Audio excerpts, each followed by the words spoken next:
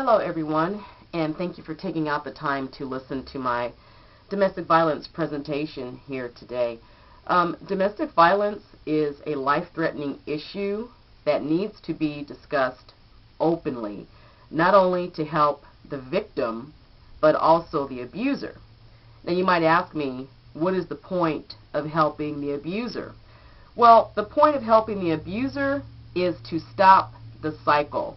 Even if you help and rescue as many victims as you can, you still have an active abuser. And the abuser will always find a victim. So before I get into my reading today, I would like to point out a couple of statements that I've heard people make over the years.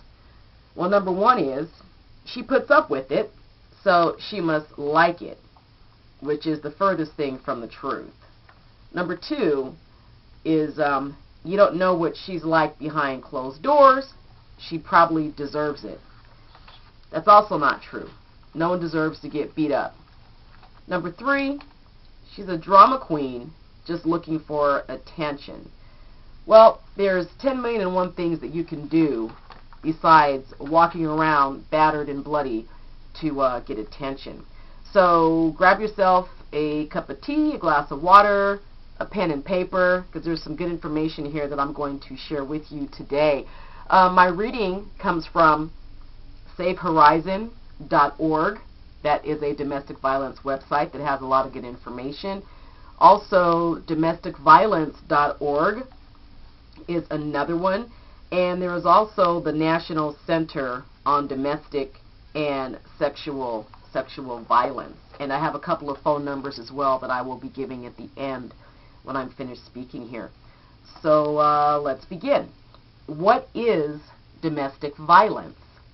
Domestic violence is a pattern of behavior used to establish power and control over another person through fear or intimidation, often including the threat or use of violence. Domestic violence can include physical, emotional, psychological, economic, and or sexual abuse. Abusers use threats, intimidation, isolation, and other behaviors to gain and maintain power over their victims. Domestic violence can affect anyone regardless of income, race, ethnicity, sexual orientation, gender identity, or religion. 1 in 4 women will experience some sort of domestic violence in her lifetime. Domestic violence also occurs in same-sex relationships, and men can be victims as well. Other terms for domestic violence include intimate partner violence, battering, relationship abuse, spousal abuse, or family violence. Now, according to the United States Department of Justice, domestic violence may also include physical abuse such as slapping, kicking, hitting, shoving, or other physical force. Sexual abuse, including rape, sexual assault, forced prostitution, or interfering with birth control. Now, that's a very interesting one that I haven't heard too often, quite frankly, but, you know, you don't want to have a baby, and the person that you're with does, and they keep trying to force the issue of let's be parents, let's be parents.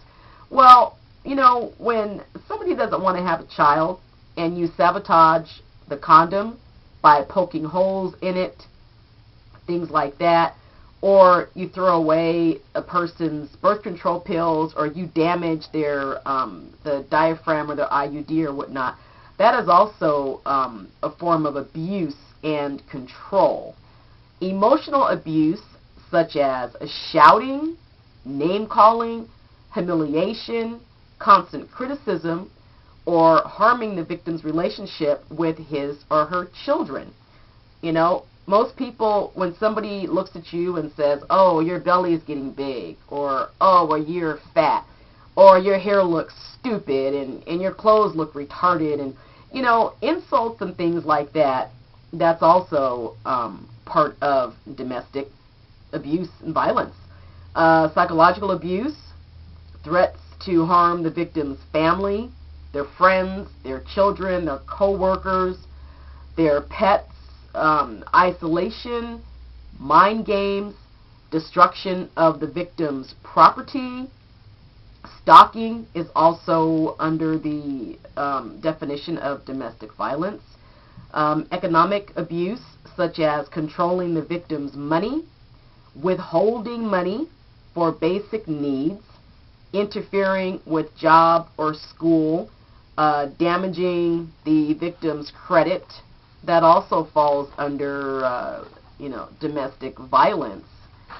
And I think I already said this, but pushing, slapping, hitting, choking, kicking, or biting. And when you hear me reading all these definitions, if you've never experienced this, it probably sounds a bit ridiculous. I mean, why is somebody going to kick and bite you?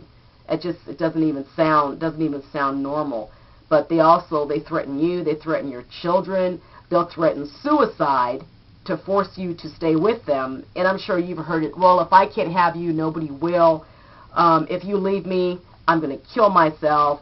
Things like that, puts downs to make you feel bad, forcing you to have sex or do sexual acts that you either don't want to do or you're not comfortable doing, isolation, keeping you away from your friends and family, and even stopping you from going to work. Now, I touched on the same-sex relationship just for a split second there, but there is also a handout that you get from the National Center on Domestic Violence and Sexual Violence, and it's the power in control wheel. The person might not be beating you up or smacking you around as such, but they're using coercion and threats, using intimidation, making you afraid by giving you certain looks and gestures, displaying a weapon, intimidation. Emotional abuse is putting you down, making you feel bad about yourself, playing mind games. That's another big one. Making you feel guilty for things that you haven't even done. Humiliation, making fun of you. We already went through isolation, but controlling what you do, who you talk to. And then here's another good one too, is minimizing, denying, and blaming. And that means that the person that is abusing you is making light of the abuse, saying it didn't happen, or, oh no, you're making that up, you're exaggerating, shifting responsibility for the abusive behavior, saying that it's your fault, you deserved it, so on and so forth. Also, using your children to make you feel guilty, using children to relay messages back and forth, threatening to take the children from you. Another one is using privilege, and that is when you're being treated like you're a servant. That person is making all of the big decisions, acting like they're the lord of the castle. This is really disgusting. I'm actually getting a little sick as I'm reading these realities here, but using economic abuse, preventing you from getting a job, making you ask for money. Why do you have to ask someone to give you money from your own paycheck? Interfering with work or education, and they'll ruin your credit. They'll take your credit cards and use them without your permission, things like that. And this is very interesting here too. A lot of people aren't aware of the things that I'm going over, but do you realize that 1 in 4 women will experience domestic violence during her lifetime? Okay?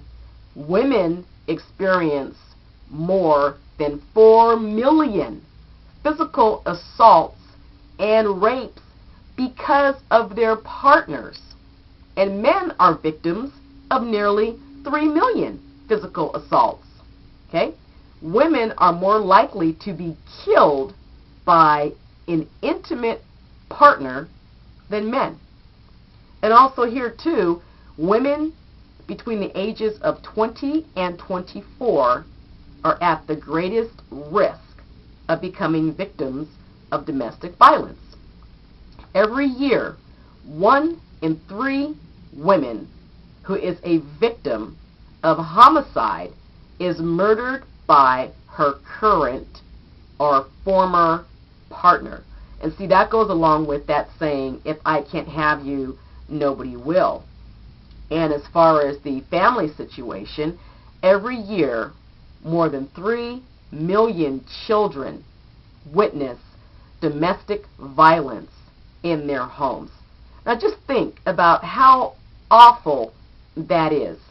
Here you have an innocent 3-year-old that knows nothing about hatred and color and religion, so on and so forth, but they're in the kitchen watching their dad beat the mother senseless.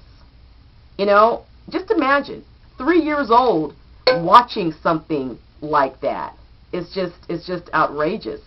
And children who live in homes where there is domestic violence also suffer abuse or neglect at high rates. I mean, we're talking 30% to 60%. It's just terrible, you know. So I have some numbers here. If you have your pen and paper, you might want to write these down. But like I stated earlier, there is safehorizon.org. You also have domesticviolence.org, and there is also the National Center on Domestic and Sexual Violence. And a couple of numbers here. The domestic violence hotline number is 1-800-621-4673. And I have another number here for you. It is the Crime Victims Hotline, and that number is 866-689-4357. And there is another number here. It is for the Rape and Sexual Assault Hotline. That phone number is 212-227-3000. And last but not least, I would just like to say that you do not deserve to be anyone's punching bag, physically or mentally. There are lots of reasons why people stay in abusive relationships, and that's why I made my poster there the way I did, because it says underneath my clothes. You know, my beating came with expensive, lavish gifts, heartbreak, humiliation, false promises, scars for life, and ultimately divorce. You see, a lot of women that are in domestic violence situations, they just so happen to be with men that have money or men that are well off.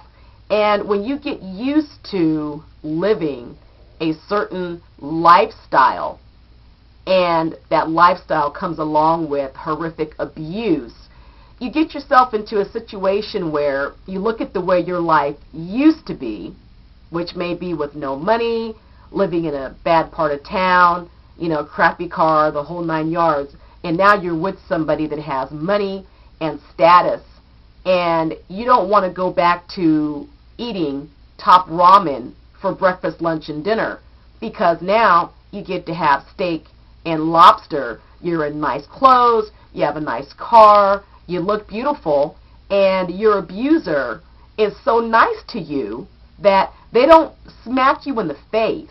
They don't break your nose. They do what we call body shots. They'll bruise up your back, like you see me in the picture there. They'll kick you in the legs. They'll punch you and hit you in areas that the average person won't see. Because if you're wearing clothes and you have on a shirt and a pair of pants, nobody knows that you're getting beaten up and abused. So what do you get? You get roses, which is, of course, saying that I apologize for hurting you. Then you get pearls, you get a new car, you get diamond rings. You know, as far as I'm concerned, and I hope that you all agree with me, the only way to apologize for hurting someone is to stop hurting the person. That's why not only do we have to get help for the victim, but we need to get help for the abuser, so the abuser can stop the cycle of abuse and help other people that have anger issues, drug problems, or whatnot to get help. And the victim also needs to be a strong voice and help other victims.